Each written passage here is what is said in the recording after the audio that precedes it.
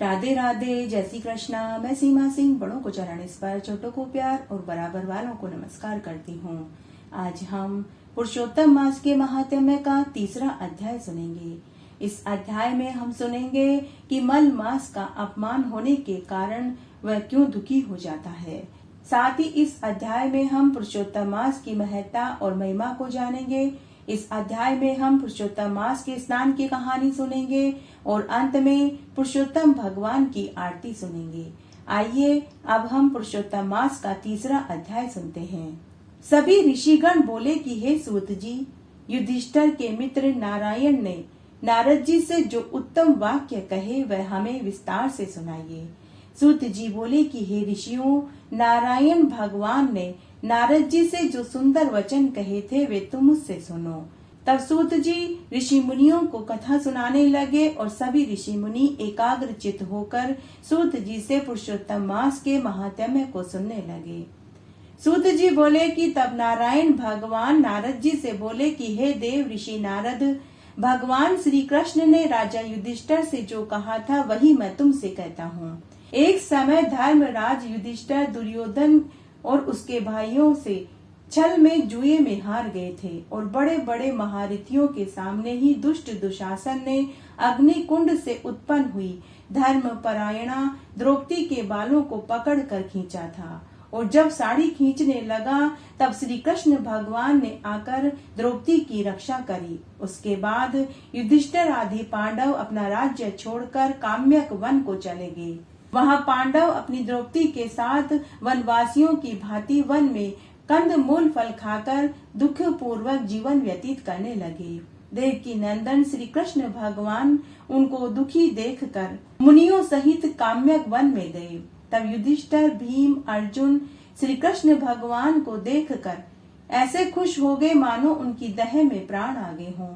वे उसी समय उठे और प्रेम विवल होकर बड़े ही प्रीति से भगवान कृष्ण से मिलने के लिए पहुंच गए एवं नकुल और सहदेव ने भी शीघ्र ही उनके चरण कमलों में प्रणाम किया।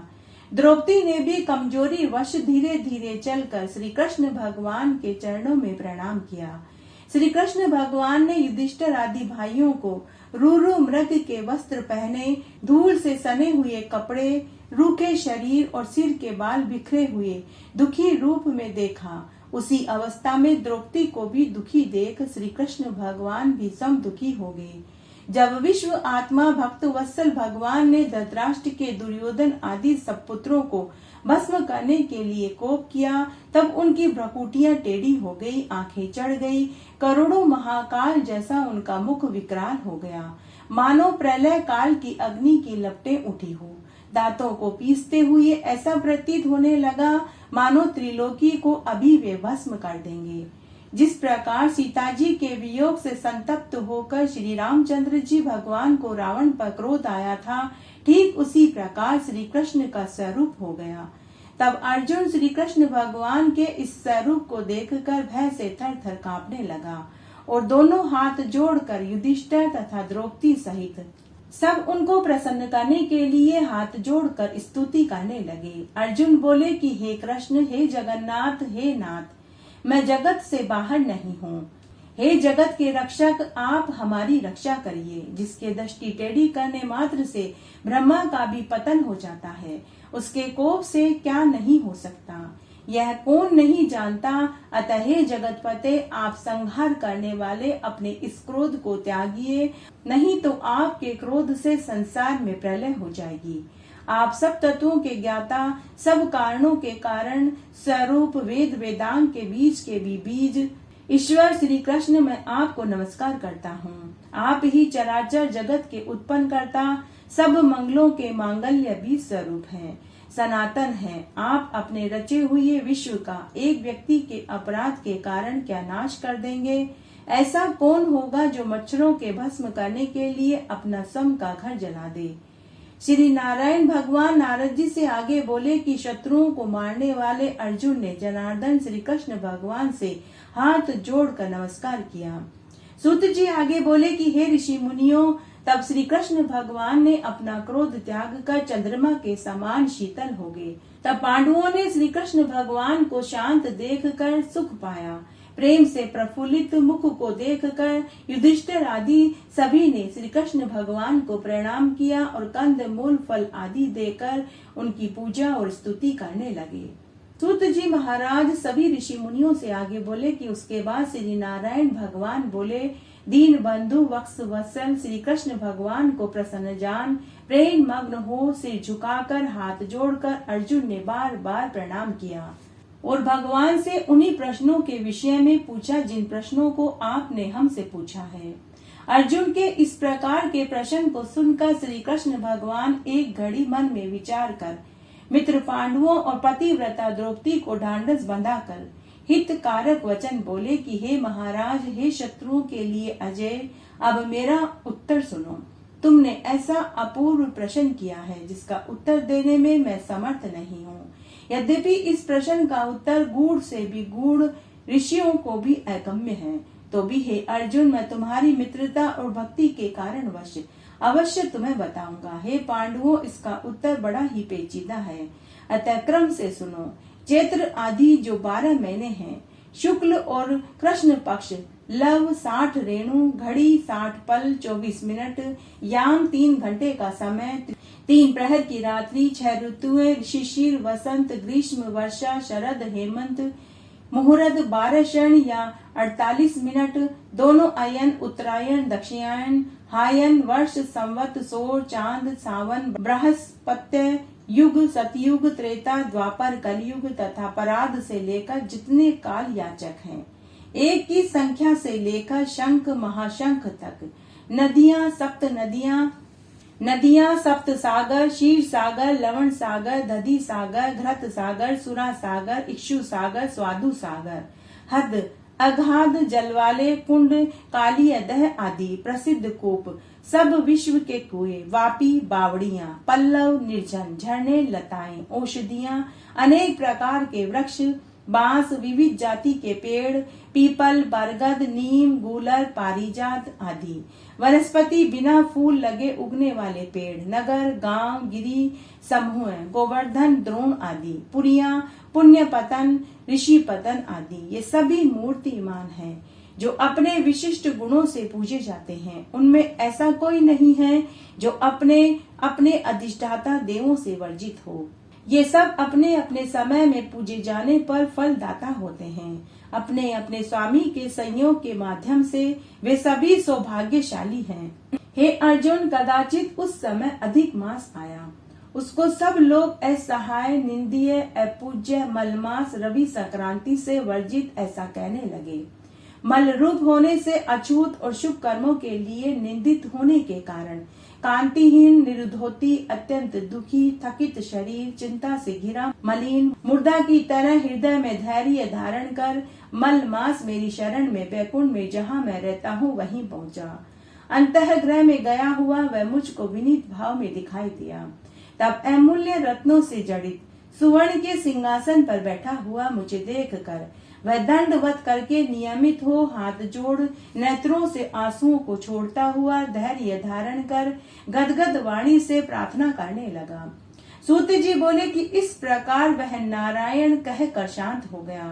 तब नारद मुनि यह सुनकर फिर नारायण से कहने लगे कि अधिक मास जगत के पापों को हरने वाला, योगियों को भी दुर्लभ भक्ति से प्राप्त होने वाला, पूर्ण रूप विष्णु के पवित्र लोक में जाकर संसार को अभय वरदान देने वाला ब्रह्म रूप मुकुंद के पद कमल की शरण पाकर क्या बोला, कृपा करके वह सारा महात्म्य हमें सुनाइए। विधिवत सेवते यस्सु पुरुषोत्तम आदरात कुलम स्वकीय मुद धृष्य मामे वेश्य त्या संशयम। अर्थात पुरुषोत्तम मास में जो व्यक्ति व्रत, उपवास, पूजा पाठ, दान पुण्य जैसे शुभ कर्म करता है वह अपने पूरे कुटुंब के साथ भगवान श्री कृष्ण की प्रीति को पाता है।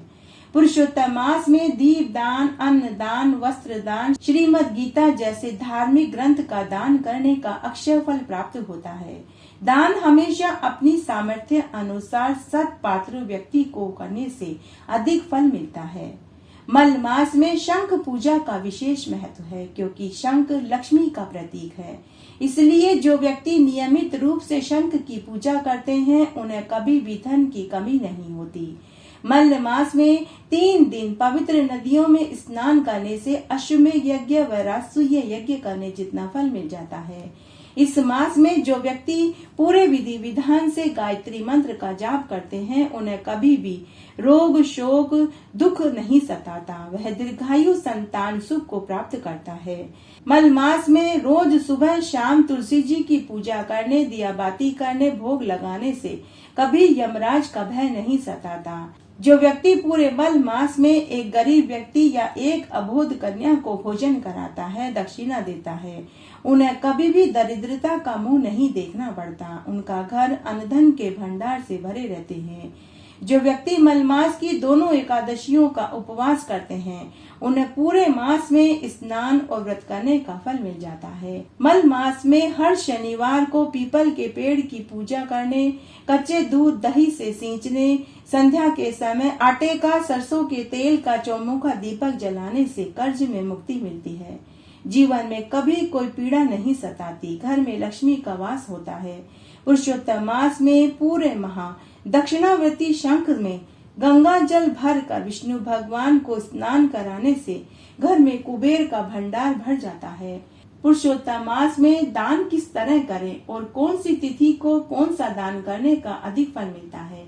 पुरुषोत्तम मास में एकम को चांदी के पात्र में घी रखकर दान करना, द्वितीय को कांसे के पात्र में सोने का टुकड़ा रख कर दान करना, तृतीया को चने की दाल, चतुर्थी को गुड़, पंचमी को मक्का, षष्ठी को सुगंधित चीज जैसे धूप अगरबत्ती, सप्तमी को चंदन, अष्टमी को केसर मिला दूध की खीर, नवमी को कस्तूरी, दशमी को दूध या दूध से बनी मिठाई और एकादशी को गोराचन, द्वादशी को शंख, त्रयोदशी को मोतियों की माला या तुलसी की माला और पूर्णिमा को माणिक्य। अगर दान स्वयं जाकर देते हैं तो उसका अधिक फल मिलता है। घर बुलाकर दिया हुआ दान मध्यम फल देता है। दान किसी भी चीज का करें। दान करते समय हाथ में तिल, कुशा, जल, चावल, रोली, मोली, पुष्प लेकर संकल्प भर कर दान करना चाहिए, तभी इसका अक्षय फल प्राप्त होता है। पुरुषोत्तम मास में स्नान का विशेष फल मिलता है। इससे भगवान श्री कृष्ण की प्रीति प्राप्त होती है। उनके ऊपर भगवान कृष्ण का आशीर्वाद सदैव बना रहता है। भगवान नारायण को प्राप्त करने का सबसे सुगम रास्ता पुरुषोत्तम मास के पुण्यकाल में स्नान करना है। आइए अब हम पुरुषोत्तम मास में एक पवित्र पौराणिक कथा सुनते हैं। भगवान राम 14 वर्ष के वनवास के बाद अयोध्या लौटे तो प्रजा ने प्रेम से उनका स्वागत किया। कुछ समय बाद गुरु वशिष्ठ ने कहा कि हे राम, अब तुम्हें अपने पिता महाराजा दशरथ की आत्मा की शांति के लिए गयाजी में जाकर पिंड दान करना चाहिए। यह सुनकर भगवान राम ने उनकी आज्ञा का पालन किया।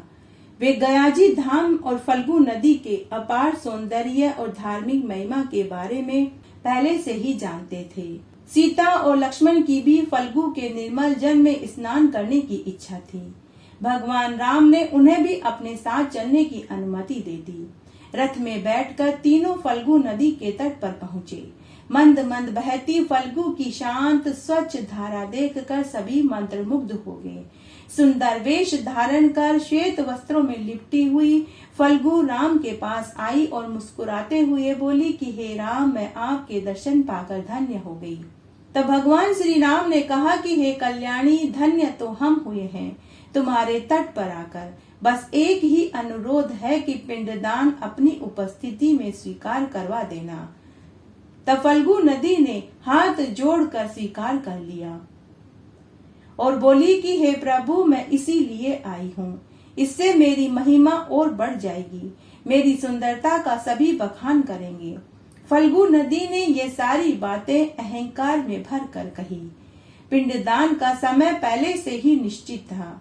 गया के विद्वान और आचार्य तैयारी में जुटे हुए थे। अचानक आचार्य जी ने नम्रवाणी में राम से कहा कि हे श्री राम, पान के पत्ते तो आप लेकर ही नहीं आए, इसके बिना तो पिंडदान संभव नहीं है। तब भगवान श्री राम ने आचार्य जी से कहा कि हे आचार्य जी, आप तैयारी कीजिए, मैं अभी पान के पत्ते लेकर आता हूँ। ऐसा कहकर भगवान राम पान के पत्ते लेने चले गए। फल्गु, सीता, केतकी, कामधेनु और आचार्य पिंडदान स्थल पर बैठ गए। बहुत सा समय व्यतीत हो गया, लेकिन राम नहीं लौटे। लक्ष्मण से रहा नहीं गया। वह सीता जी से अनुमति लेकर राम को ढूंढने निकल पड़े। इधर पिंडदान का शुभ मुहूर्त निकला जा रहा था। तभी फल्गु की बहती धारा में से 2 हाथ निकले और सीता से तर्पण मांगने लगे कि हे पुत्री सीता, मैं तुम्हारा ससुर राजा दशरथ पिंडदान मांग रहा हूँ। शुभ मुहूर्त बीता जा रहा है। शुभ समय बीत जाने पर पिंडदान का फल मुझे नहीं मिल पाएगा। मेरी विनती स्वीकार करो हे पुत्री, तुम मुझे मुक्ति दिलवाओ। मुझे फल्गु के बालू से ही पिंड दे दो। राजा दशरथ की तड़पती हुई वाणी को सुनकर सीता व्याकुल हो गई। राम लक्ष्मण को गए बहुत समय हो गया तो सीता उठी और फल्गु नदी के बालू का पिंड बनाकर बड़े ही दुखी स्वर में बोली कि हे फल्गु, हे केतकी, हे कामधेनु और हे गया के श्रद्धेय आचार्य जी, मैं आप सबको साक्षी मानकर अपने ससुर राजा दशरथ को पिंड दान दे रही हूँ। इतना कहकर सीता ने राजा दशरथ के हाथों में बालू का पिंड तर्पण कर दिया। पिंड दान मिलते ही राजा दशरथ को प्रेत योनि से मुक्ति मिल गई। देखते ही देखते अद्भुत पक्षी का रूप धारण करके वह आकाश की ओर बढ़ गए और फिर अंतर्ध्यान हो गए। सीता और वहां खड़े सभी ने यह चमत्कारी दृश्य देखा। फिर उन्हें नतमस्तक होकर प्रणाम किया। कुछ समय बाद राम और लक्ष्मण पान के पत्ते लेकर आ गए तो देखा कि सीता सहित वहां सभी खड़े आकाश की ओर देख रहे थे। तभी भगवान राम वहां आए और बोले कि हे सीते, मैं आ गया। हे आचार्य जी, मैं पान के पत्ते लेकर आ गया। अब आप जल्दी से पिंडदान करवाइए, देर मत कीजिए, मुझे आने में विलम्ब हो गई। आचार्य के हाथों में पान के पत्ते सौंपते हुए भगवान राम ने कुछ ऐसा कहा। तब माता सीता भगवान श्री राम से बोली कि हे नाथ, पिंडदान तो हो गया, आपके आने में बहुत विलंब हुआ। शुभ घड़ी बीतती जा रही थी और उधर फल्गु की धारा में से 2 हाथ निकले और मुझसे फल्गु के बालू का पिंडदान मांगने लगे। मैंने बालू का पिंडदान दे दिया। हम महाराज दशरथ की मुक्ति का अद्भुत दृश्य आकाश में देख ही रहे थे कि तभी आपका आगमन हुआ। इस तरह सीता भाव विभोर हो उठी। भगवान राम ने कुछ नहीं कहा, चुपचाप फल्गु नदी की ओर देखा, फिर केतकी और कामधेनु और आचार्य की ओर देखा। चारों ओर अंधेरा छा गया। तब सभी एक स्वर में बोले कि नहीं प्रभु, नहीं, पिंडदान नहीं हुआ। सीता जी झूठ बोल रही है। झूठ बोलने वालों में पहला स्वर फल्गु नदी का था। यह सुनकर सीता जी का चेहरा क्रोध से लाल हो गया। कठोर निगाहों से फल्गु नदी की ओर देखती हुई बोली कि मैं इस एक झूठ के लिए तुम्हें शाप देती हूँ कि जा अंतर सलीला हो जा, सदैव रेत के नीचे बहती रहना, पर देखने वाले रेत ही देखेंगे, तू कहीं नहीं दिखाई देगी। फिर सीता ने बारी बारी से केतकी, कामधेनु और गया के आचार्य को भी शाप दे दिया। सीता जी की निगाह अब उस वट वृक्ष की ओर गई जिसके नीचे पिंडदान दिया था। तभी उस वट वृक्ष में से एक पुरुष की आकृति प्रकट हो गई और हाथ जोड़कर राम से बोली कि हे राम, देवी सीता ने बालू का पिंड देकर आपको पितृ ऋण से मुक्त कर दिया है। मैं इसका साक्षी हूँ। सीता धरती की पुत्री है, यह कभी झूठ नहीं बोल सकती। तभी सीता जी ने वट वृक्ष को वरदान दिया और कहा कि हे वट वृक्ष, मैं तुम्हें वरदान देती हूँ कि आज से तुम अक्षय वट हो जाओ। यह सब सुनकर भगवान राम के मुख पर प्रसन्नता झलक उठी, लेकिन उन्होंने एक बार फिर से पिंडदान किया। सीता और लक्ष्मण ने भी इस कार्य में उनका हाथ बटाया, परंतु सीता माता के मन में रह रहकर यह प्रश्न उठ रहा था कि आखिर एक बार पिंडदान हो चुका तो दोबारा क्यों। तब भगवान राम ने सीता से कहा कि हे सीते, पुत्र के मन की शांति के लिए यह पिंडदान दे रहा हूँ। शास्त्रों में कहा जाता है कि तभी से फल्गु अंतर सलीला हो गई। ऊपर से देखने पर रेत, लेकिन बालू को हटाने पर नीचे से निर्मल जल छलछलाता हुआ निकल पड़ता है। इस तरह हमने पुरुषोत्तम मास में यह एक पौराणिक कहानी सुनी। पुरुषोत्तम मास का महात्म्य और कथा कहानियां सुनने का फल तभी मिलता है जब पुरुषोत्तम भगवान की आरती सुनी जाए। आइए अब हम पुरुषोत्तम भगवान की आरती सुनते हैं। आरती उतारो मारा पुरुषोत्तम भगवान की, आरती उतारो मारा पुरुषोत्तम भगवान की। ठाकुर जी की सेवा में राम नाम बोलती, ठाकुर जी की सेवा में राम नाम बोलती। गाय की सेवा में मारे गोबर पानी बाड़ा में, गाय की सेवा में मारे गोबर पानी बाड़ा में। आरती उतारो मारा पुरुषोत्तम भगवान की, आरती उतारो मारा पुरुषोत्तम भगवान की। ठाकुर जी की सेवा में गंगा जल जारी में, ठाकुर जी की सेवा में गंगा जल जारी में। गाय की सेवा में मारे दूध भरो चचरी में, गाय की सेवा में मारे दूध भरो चचरी में। आरती उतारो मारा पुरुषोत्तम भगवान की, आरती उतारो मारा पुरुषोत्तम भगवान की। ठाकुर जी की सेवा में तिलक धर्यो चमचा में, ठाकुर जी की सेवा में तिलक धर्यो चमचा में। गाय की सेवा में मारे घी धर्यो घड़ला में, गाय की सेवा में मारे घी धर्यो घड़ला में। आरती उतारो मारा पुरुषोत्तम भगवान की, आरती उतारो मारा पुरुषोत्तम भगवान की। ठाकुर जी की सेवा में माखन मिश्री दोना में, ठाकुर जी की सेवा में माखन मिश्री दोना में। गाय की सेवा में मारे छाछ राबड़ी थाली में, गाय की सेवा में मारे छाछ राबड़ी थाली में। आरती उतारो मारा पुरुषोत्तम भगवान की, आरती उतारो मारा पुरुषोत्तम भगवान की। ठाकुर जी की सेवा में नित उठ मंदिर जावती, ठाकुर जी की सेवा में नित उठ मंदिर जावती। गाय की सेवा में मैं तो नित बुआरा लगावती, गाय की सेवा में मैं तो नित बुआरा लगावती।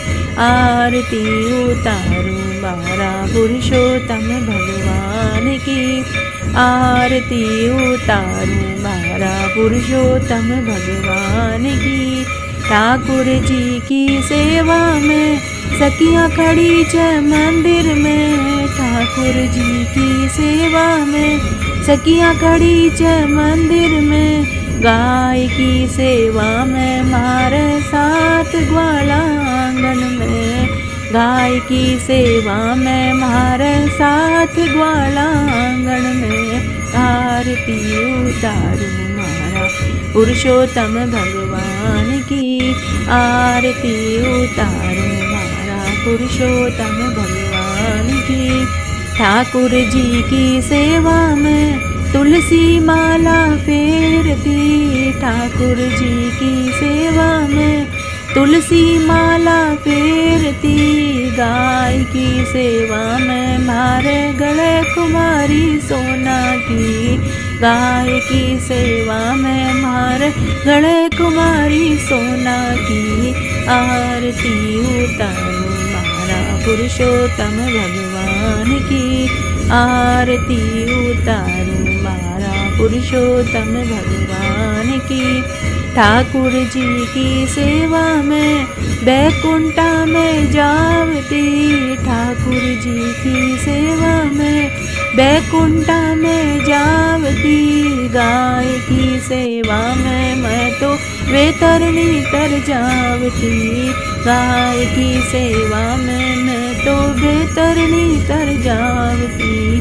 आरती उतारूं मारा पुरुषोत्तम भगवान की, आरती उतारूं मारा पुरुषोत्तम भगवान की। इस तरह आज हमने पुरुषोत्तम मास के महात्म्य का तीसरा अध्याय सुना। आशा करती हूँ यह आपको जरूर पसंद आएगा। मेरे साथ बने रहने के लिए आपका धन्यवाद। आगे आने वाली कथा कहानियों के लिए भी आप इसी तरह मेरे साथ बने रहें। धन्यवाद।